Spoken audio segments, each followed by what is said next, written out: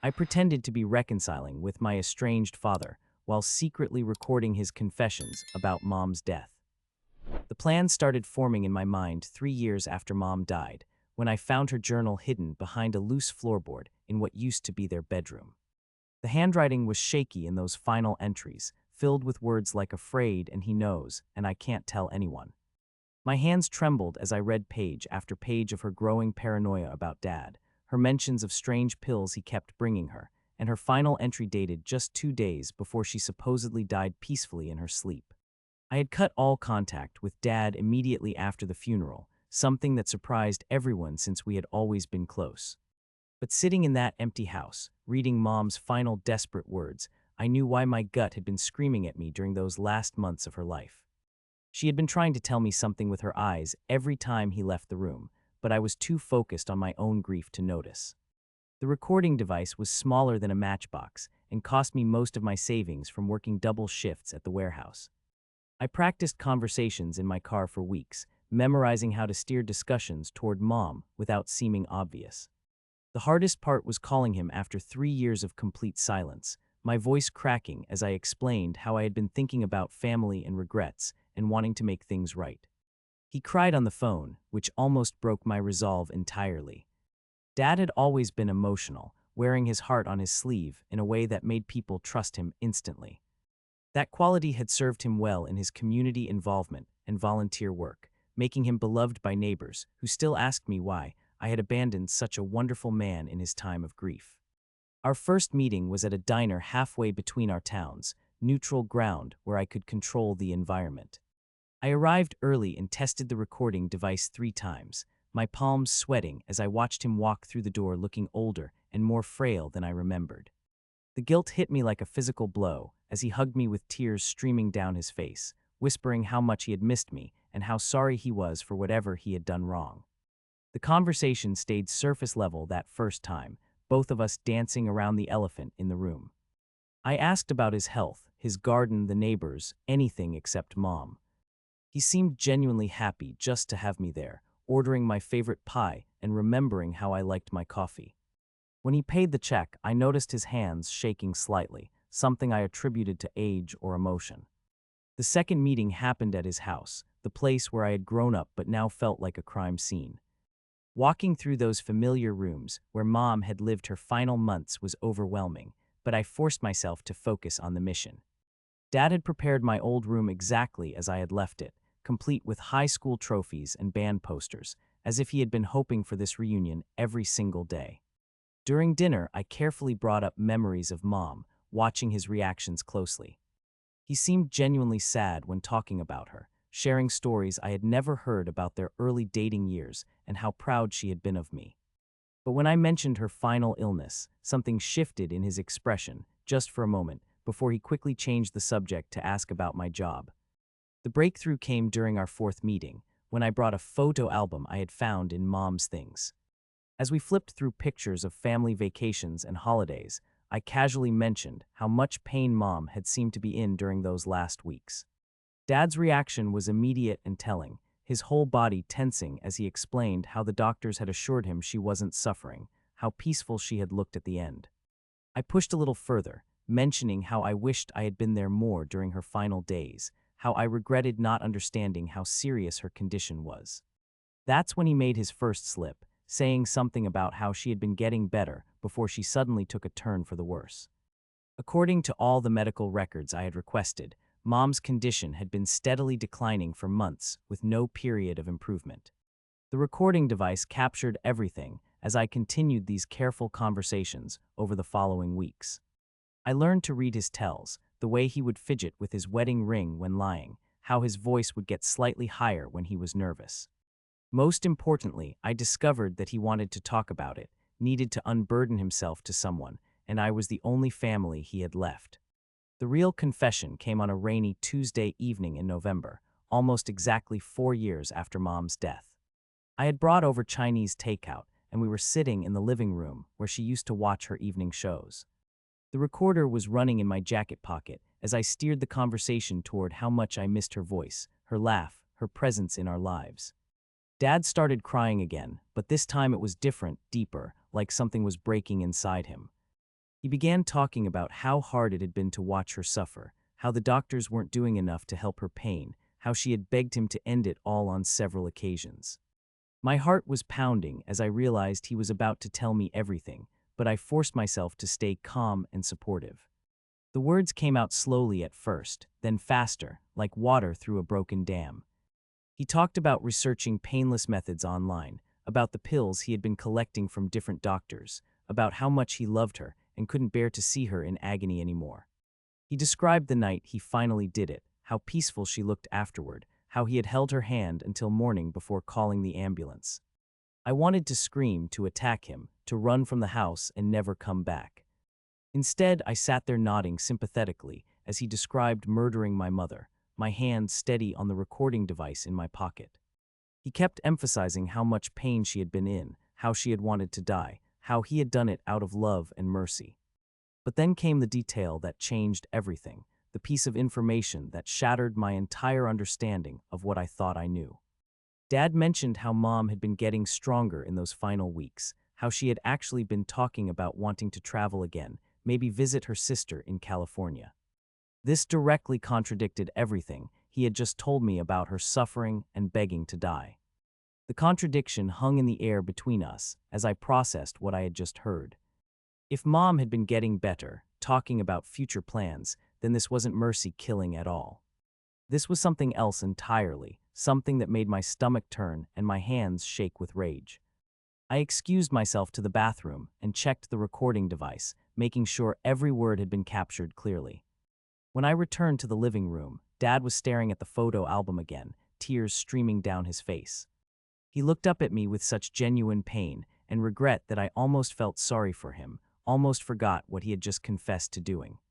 He started talking about how guilty he felt, how he wished he could take it back, how he lay awake every night thinking about what he had done. I stayed for another hour, letting him continue his confession while I sat there feeling like I was going to be sick. He talked about disposing of the unused pills, about practicing his reaction for when he called for help, about how convincing his grief had been at the funeral because it was real. The man who had raised me, who had taught me how to ride a bike and throw a baseball, had killed my mother and then performed the role of grieving widower flawlessly. The recording device had captured over 2 hours of detailed confession by the time I finally left his house that night. I sat in my car for 20 minutes afterward, shaking and crying and trying to process what I had just learned. The father I had loved and trusted my entire life was a murderer, and I had the evidence to prove it. The decision of what to do next consumed me for days. I listened to the recording dozens of times, each playback making me more certain of what I had heard, but also more confused about my own feelings. Part of me wanted to march straight to the police station and turn him in, to see him pay for what he had done to Mom. But another part of me, the part that still loved him despite everything, wondered if there was more to the story. I started digging deeper into Mom's medical records, calling her doctors and asking questions about her condition in those final weeks. What I discovered made the situation even more complicated than I had imagined. Mom had indeed been showing signs of improvement, her pain levels decreasing and her appetite returning. Several medical professionals mentioned how optimistic they had been about her prognosis just days before her death. This information made Dad's confession even more damning, but it also raised new questions about his motivations. If Mom was getting better, why had he killed her? Was it really about ending her suffering, or was there something else driving his actions? I found myself remembering little things from that time, conversations between them that I had dismissed as stress-related arguments. The answer came from an unexpected source, a family friend who had been close to both my parents. She mentioned in passing how worried Mom had been about Dad's gambling problem, how she had been talking about divorce proceedings and protecting her assets. This detail had never come up in Dad's confession, but it provided a potential motive that had nothing to do with mercy or love. I realized I needed to gather more evidence before making any decisions about the recording. The confession was powerful, but it might not be enough on its own to secure a conviction. I started researching the legal aspects of what I had done, learning about recording laws in our state and what would be admissible in court. The weight of carrying this secret was crushing me, affecting my sleep and my ability to function at work. I had achieved exactly what I set out to do, gotten a confession from my father about Mom's death, but the victory felt hollow and terrible. I had expected to feel vindicated, to have clear answers about what happened, but instead I felt more lost and confused than ever. The final piece of the puzzle came from Mom's journal, specifically entries I had initially dismissed as paranoid rambling. She had written about finding strange documents in Dad's home office, papers related to her life insurance policy and their joint financial accounts. She had been suspicious about his sudden interest in her medical appointments and his insistence on being present for every conversation with her doctors. Reading these entries with new understanding, I realized Mom had known something was wrong long before her death. She had been trying to protect herself, maybe even gathering evidence of her own. The journal contained references to a safety deposit box I had never known about, something she had mentioned wanting to show me before she died. I spent weeks trying to locate this safety deposit box, calling banks and insurance companies, until I finally found it at a small credit union across town. The contents were explosive, including copies of forged documents, recordings of phone calls, and a letter addressed to me that explained everything she had discovered about Dad's financial crimes and his plan to kill her. Mom had known she was going to die, had known Dad was planning to murder her, but she had been too afraid to go to the police because she thought no one would believe her. Instead, she had spent her final weeks gathering evidence and preparing for the possibility that someone would eventually need to prove what really happened to her. The letter was dated just 3 days before her death, written in her familiar handwriting, but with obvious signs of the tremor that had developed in her final months. She explained how she had discovered Dad's massive gambling debts, his embezzlement from his volunteer organizations, and his plan to use her death and life insurance money to cover his crimes. She had loved him too much to destroy him while she was alive, but she wanted the truth to come out eventually. The safety deposit box was her insurance policy, her way of ensuring that justice would eventually be served even if she couldn't bring herself to pursue it while she was living. Reading Mom's final letter while sitting in that sterile bank vault was one of the hardest moments of my life. She had known exactly what kind of man Dad really was, had seen through his caring facade to the selfish criminal underneath. She had died not just from his actions, but from the knowledge that the person she had loved most had betrayed her in the most fundamental way possible. The evidence in the safety deposit box, combined with Dad's recorded confession, painted a clear picture of premeditated murder motivated by greed and self-preservation. Mom hadn't been dying at all, her condition had been manageable and improving. Dad had killed her to access her life insurance money and to silence her before she could expose his financial crimes. I sat in my car outside the police station for 2 hours before finally walking inside with the recording device and Mom's evidence. The detective who took my statement was patient and thorough, asking detailed questions about the timeline and the circumstances of the recording. He assured me that what I had done was legal and that the evidence would be sufficient to pursue charges.